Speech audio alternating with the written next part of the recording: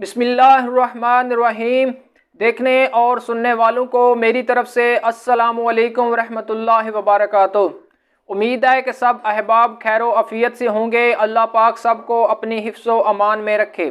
जी नाजरीन, आज का सिलसिला शुरू करने से पहले अगर आपने अभी तक दुरूद पाक नहीं पढ़ा तो पढ़ लीजिए।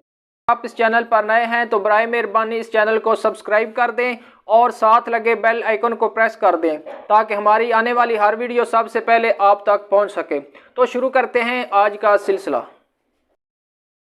अमीर अल मोमिनीन हज़रत उमर बिन अब्दुल अजीज़ रहमतुल्लाह खिलाफत का काम करके अपने घर आए और आराम करने के लिए लेटे ही थे कि बीवी ने गमगीन लहजे में कहा, अमीर अल मोमिनीन, अगले हफ्ते ईद आ रही है।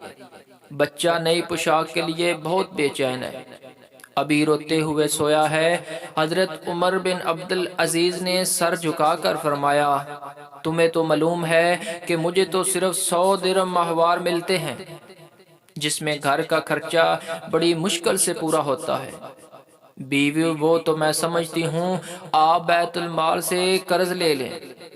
हजरत उमर बिन अब्दुल अजीज ने फरमाया, बैतुल माल तो सिर्फ गरीबों, यतीमों, फकीरों का हक है, मैं तो सिर्फ इसका अमीन हूँ। बीवी बोली, बेशक मेरे सरताज, आपकी बात सच है, मगर बच्चा तो नासमझ है, इसके आंसू नहीं देखे जाते।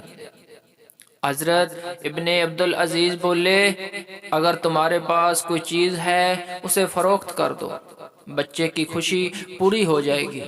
बीवी बोली, अमीर उल मोमिनीन, मेरे तमाम जेवरात आपने बैतुल माल में जमा करा दिए हैं, बल्कि मेरा कीमती हार भी जो मेरे वालिद ने मुझे तोहफा दिया था, आपने वो भी जमा करवा दिया। अब तो मेरे पास आपकी मोहब्बत के सिवा कुछ भी नहीं है। अमीर अल मोमिनीन ने सर झुका लिया, बड़ी देर तक सोचते रहे।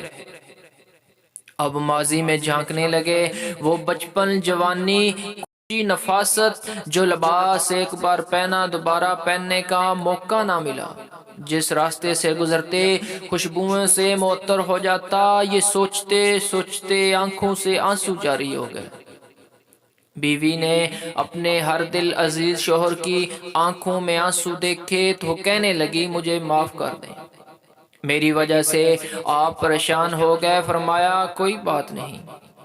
फिर हजरत इब्ने अब्दुल अजीज ने बैतुल माल के निगरान के लिए एक खत लिखकर अपने मुलाजिम को दिया और फरमाया, अभी जाओ ये खत निगरान को देकर आओ।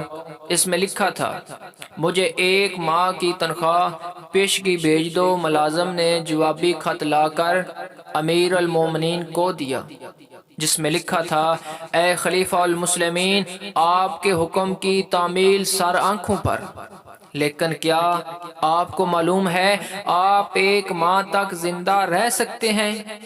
जब ये आपको मालूम नहीं तो फिर गरीबों के माल की हक तलफी क्यों पेशगी अपनी गर्दन पर रखते हैं?